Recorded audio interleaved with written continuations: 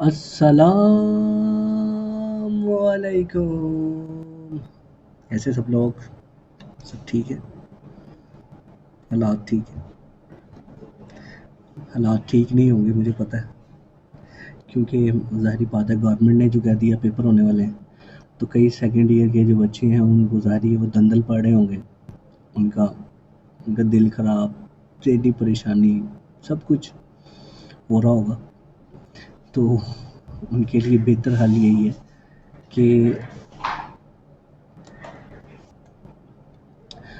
वैसे हुकूमत ने जो 26 तारीख का ऐलान किया हुआ है कि 26 तारीख को इस महीने के पेपर होंगे, तो देखते हैं कि होता कि नहीं। अभी प्रॉपर नोटिफिकेशन नहीं आया, कुछ नोटिफिकेशन सर्कुलेट कर तो रहे हैं लेकिन अभी वो कंफर्म नहीं है। जो बाईस फ्लोर की जो साइट है उस पर कुछ ऐसा से कहा नहीं गया, और इसके अलावा कोई एग्जैक्ट ट्वीट भी हमारे पास मौजूद नहीं है, इसलिए हम 100% ये नहीं कह सकते कि उस डेट को 26 को पेपर होंगे या नहीं। तो कुछ एक दिनों में, मतलब इस हफ्ते में या अगले हफ्ते के दौरान जो है ना मुकम्मल तौर पे क्लियर हो जाएगा कि आगे क्या होने जा रहा है। ठीक है, पेपर कब हो रहे हैं ये तो बता दिया कि सेकंड ईयर के पहले, फर्स्ट ईयर के बाद में होंगे, और टेंथ के सेकंड ईयर और टेंथ के साथ होंगे, लेकिन बाकी इन्फॉर्मेशन अभी होनी है। तो अपनी जो तैयारी है ना उसको जमा के रखें। अगर उसमें आप थोड़ा सा रुकावट देंगे तो फिर जो है वो इशू है, बहुत बड़ा मसला है। चलें भी हम जो हमारा नेक्स्ट टॉपिक है वो है स्टेबिलिटी स्टेबिलिटी ऑफ बेंजीन। हम बेंजीन की स्टेबिलिटी पर बात करें। अच्छा, बेंजीन जो है ना वो क्या है? वो एक्स्ट्रा ऑर्डिनरी स्टेबल है। अब इसकी एक्स्ट्रा ऑर्डिनरी स्टेबल होने की भी ज़ाहिर कोई ना कोई वजह तो होगी। बिना किसी वजह के तो ये स्टेबल हो नहीं सकता, हो नहीं सकती। वो उसकी इसकी एक्स्ट्रा ऑर्डिनरी स्टेबल होने का जो रीज़न है ना वो क्या है? वो रीज़न है, वो है डीलोकलाइजेशन। लाइजेशन किसकी? Delocalization of pi bond. Benzene के अंदर पाई बॉन्ड मौजूद होता है, ये तो सबको पता है, लेकिन उसमें एक डीलोकलाइजेशन पाई जाती है। डीलोकलाइजेशन का मतलब कि जिस तरह एक चीज़ रुकी रहे, बैठी रहे, अपनी जगह से हिले ना हो, तो हम कह सकते हैं कि ये लॉक लग गया। और एक चीज़ अपनी जगह पे बैठी ना रहे, हरकत करती रहे, कभी इधर से उधर, उधर से इधर, इस तरह मूव करती रहे, तो उसको हम कहेंगे डीलोकलाइजेशन, यानी उसको लॉक नहीं लगा हुआ। मिसाल के तौर पर ये मेरा हाथ है, ये अपनी जगह पे स्टिल है, तो हम ये कह सकते हैं कि जी इसको तो लॉक लग गया। अब अगर ये इस तरह चलता रहे, इस तरह का चलता रहे, यानी ये लॉक इसको नहीं लगा, यानी डीलोकलाइज है। तो बेंजीन के अंदर तो ये डीलोकलाइजेशन ऑफ पाई बॉन्ड क्या है ये भी मैं बता देता हूँ। तो जी हमारे पास है, बेंजीन बना रहा हूँ मैं, ये बेंजीन है, ठीक है। और इसके अंदर ये जो पाई बॉन्ड्स हैं, जो पाई बॉन्ड हैं वो क्या है? ये पाई बॉन्ड है, ये पाई बॉन्ड है, और ये पाई बॉन्ड। तो डीलोकलाइज का मतलब है कि ये पाई बॉन्ड अपनी जगह पर रुके नहीं रहते, बल्कि इस तरह से सर्कुलेट करते रहते हैं। ये सर्कुलेशन होती रहती है पाई बॉन्ड्स में, बेंजीन के अंदर पाई बॉन्ड्स की, जिस वजह से इसकी जो स्टेबिलिटी है वो कुछ ज़्यादा है। अब वो ये हम ज़ाहिरी बात है इसको कैसे डिटर्मिन कर सकते हैं? हम एक इसको ना कंपेयर करते हैं, कंपैरिजन करते हैं, कंपैरिजन करते हैं बेंजीन का किसके साथ कंपैरिजन करते हैं? एक हाइपोथेटिकल कंपाउंड से, हाइपोथेटिकल कंपाउंड से हम इसका कंपैरिजन करते हैं। और फिर और इसमें हम कंपैरिजन क्या कर रहे होते हैं? हम हीट ऑफ हाइड्रोजन, हम इसमें क्या करते हैं? डिटर्मिन करते हैं स्टेबिलिटी, स्टेबिलिटी को डिटरमिन करते हैं by heat of hydrogenation. Heat of hydrogenation के ज़रिए हम क्या करते हैं, बेंजीन की स्टेबिलिटी को फाइंड करने की कोशिश करते हैं। चलो फाइंड कर लेते हैं। एक मैं ये चीज़ बता दूँ, हीट ऑफ हाइड्रोजिनेशन जो है इसका इनवर्स रिलेशन है किसके साथ, स्टेबिलिटी के साथ। ये मैंने आपको पहले भी इस बारे में बताया। हीट ऑफ हाइड्रेशन जो है वो जितनी ज़्यादा होगी, स्टेबिलिटी उस कंपाउंड की उतनी ही कम होती जाएगी। ठीक हो गया। चलो भी सबसे पहले हम क्या करते हैं, हम सपोज कर लेते हैं कि हमारे पास एक इथीन है। तो इसको कैसे डिटरमिन करने जा रहे हैं हम, ये पता करने। इथीन है, इसके पास एक पाई बॉन्ड है। अब ये एक ही हाइड्रोजन के मॉलिक्यूल को ऐड करेगी जिससे इसकी प्रोडक्ट क्या बनेगी, बनेगी CH3 सिंगल बॉन्ड CH3। अब यहाँ पर वही निकल वगैरह जो कुछ भी कैटलिस्ट आता है वो आएगा। यहाँ पर जो एनर्जी चेंज आएगा यानी डेल्टा H हाइड्रेशन जो है हाइड्रोजनेशन, वो आती है -119.5 किलो जॉल पर मोल के करीब आती है। तो हम कहते हैं कि अगर हमारे पास बेंजीन बेंजीन साइक्लोहेक्सीन होगी, अगर हमारे पास बेंजीन के स्ट्रक्चर के जैसी कोई कंपाउंड है और उसके पास सिर्फ क्या है, एक पाई बॉन्ड मौजूद है। ठीक है, एक पाई बॉन्ड उसके पास मौजूद है। अच्छा, मैं यहाँ पे स्ट्रक्चर ड्रॉ कर देता हूँ। मतलब ये हमारे पास एक बेंजीन है और इसके अंदर ज़ाहिरी बात है कितने पाई बॉन्ड हैं, एक, 3 पाई बॉन्ड नहीं है, इसके अंदर एक ही पाई बॉन्ड है। अच्छा, एक पाई बॉन्ड है, ये एक पाई बॉन्ड। इसके अंदर हम क्या करते हैं, हाइड्रोजन को ऐड करते हैं जिससे क्या बनता है। अब ये हमारे पास कंपाउंड का नाम क्या था, साइक्लोहेक्सीन। साइक्लोहेक्सीन है। हाइड्रोजन जब इसमें ऐड हो जाएगी तो ज़ाहिरी बात है ये क्या बन जाएगा, ये साइक्लोहेक्सेन बन जाएगा, साइक्लोहेक्सेन बन जाएगा। और इसकी एनर्जी वही निकलेगी जो हमने अभी जो है वो नोट भी की है। वो कितनी है कि इसकी जो डेल्टा H हाइड्रेशन है, हाइड्रोजनेशन एनर्जी, वो कितनी, -119.5 किलो जॉल पर मोल इसकी एनर्जी होगी। ठीक हो गया, बात समझ में आ गई। अब हम ये अज्यूम करते हैं कि हमारे पास क्या है, एक और बेंजीन लाइक स्ट्रक्चर का एक कंपाउंड है। ठीक है, और उसके अंदर क्या है, कितने पाई बॉन्ड हैं, 2 पाई बॉन्ड है, उसके अंदर 2 पाई बॉन्ड है। ठीक है, इसका मतलब है उसके अंदर हमें अब क्या ऐड करना पड़ेगा, 2 हाइड्रोजन के मॉलिक्यूल ऐड करने पड़ेंगे। यहाँ पे कैटलिस्ट हमें ज़ाहिरी प्लाटिनियम, यहाँ पर भी प्लाटिनियम इस्तेमाल करना पड़ेगा।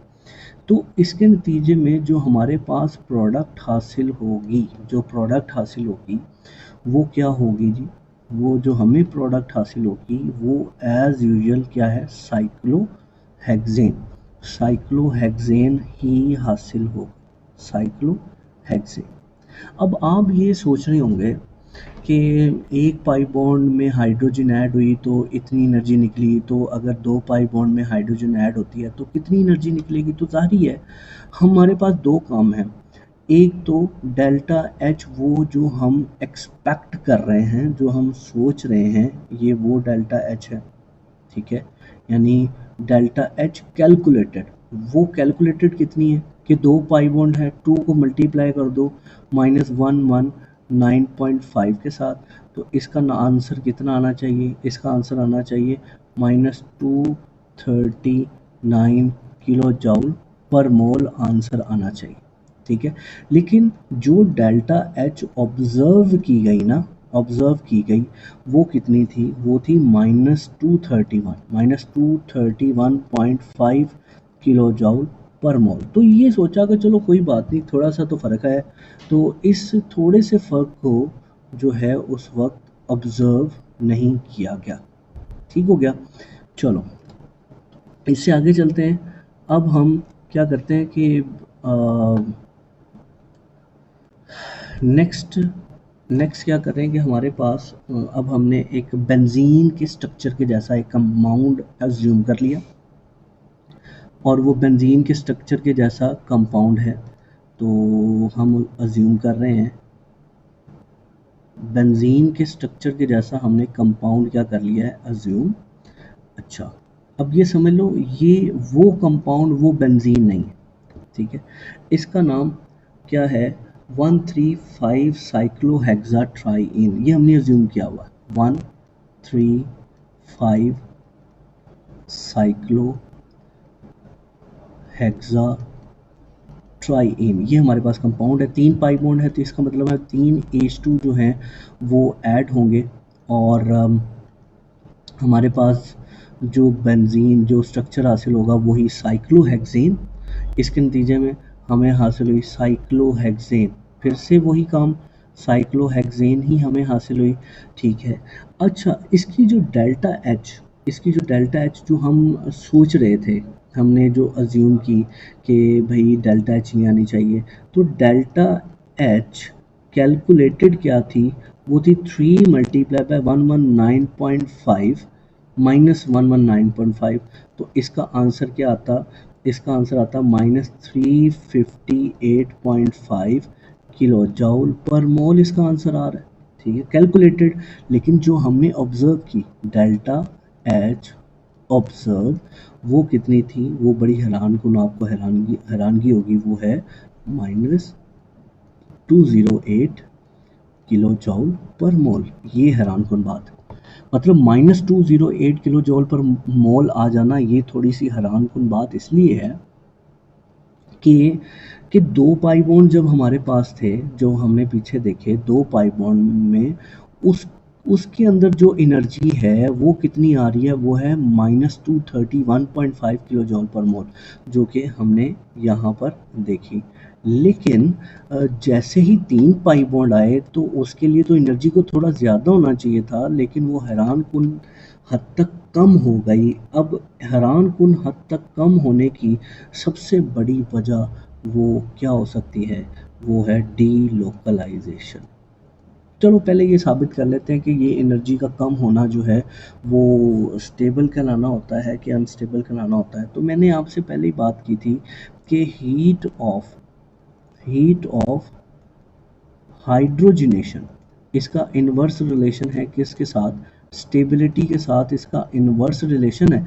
इसका मतलब है जिसकी एनर्जी जितनी कम होगी वो उतना ज़्यादा स्टेबल होगा। तो जो हमने पीछे देखा है, जो हमने पीछे ऑब्जर्व किया है कि भाई ये वाला जो कंपाउंड है यहाँ पर, जिसके मतलब ये 113 साइक्लोहेक्साडाईन, ये कंपाउंड है, इसके अंदर 2 पाई बॉन्ड थे, इसकी हाइड्रोजनेशन 231.5 है।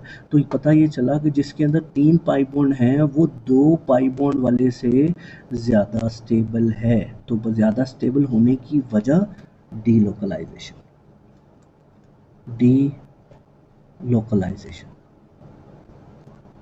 ठीक है, यही सबसे बड़ी वजह है।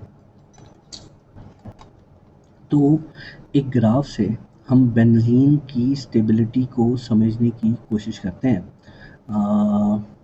ग्राफ में हम क्या कर रहे हैं, ग्राफ ड्रॉ कर रहे हैं। चलें, इसमें हम बेंजीन के स्ट्रक्चर पहले बना लेते हैं। एक ये बना लिया, एक ये बना लिया, और एक जो है वो ये बना लिया।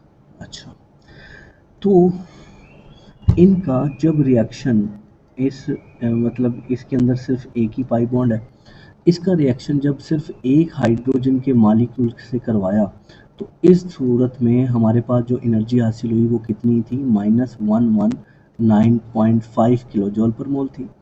इसका रिएक्शन जब 2H2 के साथ करवाया, तो इसकी जो एनर्जी रिलीज़ हुई वो -231.5 किलो जूल पर मोल। और बेंजीन का जो हमने अज्यूम किया है कि ये बेंजीन की तरह का कोई कंपाउंड है, तो ज़ाहिर है इसके अंदर हमने 3H2 को ऐड करना था। तो इसकी जो एक्सपेक्टेड एनर्जी जो हमने देखी वो कितनी थी, वो थी 358.5 किलो जॉल पर मोल। ठीक है, तो फाइनली मतलब जब हमने ओरिजिनल बेंजीन को लिया, और उसकी जब हमने हाइड्रोजनेशन करवाई +3H2, तो उस सूरत में जो हमें एनर्जी हासिल हुई वो कितनी थी, -208 एनर्जी थी। इसका मतलब है यहाँ से यहाँ क्या कर रही है, एनर्जी बढ़ रही है। अब ये वो बेंजीन है जो कि क्या है, वो है हाइपोथेटिकल, ये हाइपोथेटिकल है। ठीक है, ये हाइपोथेटिकल है और ये ओरिजिनल बेंजीन है। ठीक है, तो ओरिजिनल बेंजीन की एनर्जी -208 किलो जॉल पर मोल आ रही है और बाकियों की जो है वो थोड़ी सी ज़्यादा आ रही है। हालांकि जिसमें 2 पाई बॉन्ड है उसकी भी एनर्जी बेंजीन से ज़्यादा है। इसलिए हम कह सकते हैं क्योंकि इसकी हाइड्रोजनेशन एनर्जी कम है, इसलिए बेंजीन जो है वो ज़्यादा स्टेबल है। अब बेंजीन ज़्यादा स्टेबल होने की वजह मैंने आपको बता दी कि डीलोकलाइजेशन है, यानी कि बेंजीन के अंदर जो पाई बॉन्ड आपको नज़र आते हैं ये एक ही जगह रुके हुए नहीं होते। ये बेंजीन अगर आपको नज़र आ रही है तो इसके अंदर जो पाई बॉन्ड्स हैं ये कभी भी एक जगह रुके हुए नहीं होंगे। ये क्या करेंगे, ये इस तरह से बेंजीन के अंदर सर्कुलेट करते रहते हैं हर वक्त, जो कि अब इस इफ़ेक्ट को हम क्या कहते हैं, इस इफ़ेक्ट को मैं क्या नाम दूँ, इसको हम कहेंगे डीलोकलाइजेशन ऑफ पाई बॉन्ड, ये कह लें, या फिर इसको हम रेजोनेंस कह सकते हैं। ठीक है, रेजोनेंस इफेक्ट कह सकते हैं। ठीक है, जो कि इसमें स्टेबिलिटी की वजह बनता है। आगे जाके हम और इस पर डिटेल में चर्चा करेंगे। तो मैं क्या कहने लगा था, रेजोनेंस हो गया। हाँ, एक आखिरी चीज़ वो ये कि जो यहाँ पर हमें यहाँ से यहाँ जाते हुए जो एनर्जी का डिफरेंस है वो कितना है, मतलब ये एनर्जी कितनी होनी चाहिए थी, 358.5 होनी चाहिए थी, लेकिन हासिल कितनी हुई, -208। तो यहाँ से लेकर यहाँ तक का जो डिफरेंस ऑफ एनर्जी है ना वो कितना है, 150 किलो जॉल पर मोल डिफरेंस ऑफ एनर्जी है। और इस डिफरेंस ऑफ एनर्जी को हम क्या कहते हैं जी, ये है रेजोनेंस एनर्जी, इसको रेजोनेंस एनर्जी कहते हैं। ठीक है, difference of calculated hydrogenation energy of benzene and observed hydrogenation energy of benzene, इनमें डिफरेंस जो है वो रेजोनेंस एनर्जी कहलाता है। तो ये डिफरेंस जितना ज़्यादा होगा, मतलब रेजोनेंस एनर्जी जितनी ज़्यादा होगी, कंपाउंड उतना ज़्यादा स्टेबल होगा, कंपाउंड की स्टेबिलिटी उतनी ज़्यादा होगी। तो यहाँ पर 150 है, 150 डिफरेंस है, इसका मतलब तो जिसका डिफरेंस 160 हुआ इसका मतलब वो उससे भी ज़्यादा स्टेबल है। ठीक है जी, तो ये हमारा आज का टॉपिक था जो कि स्टेबिलिटी ऑफ कंपाउंड से रेलेवेंट था। तो जिस वजह से आज थोड़ी लंबी वीडियो बन गई है। तो नेक्स्ट लेक्चर क्योंकि इतने बड़े नहीं होंगे, छोटे छोटे होंगे, तो उन पे वीडियोज़ इंशाल्लाह छोटी बनेंगी। ठीक है जी, अल्लाह हाफ़िज़।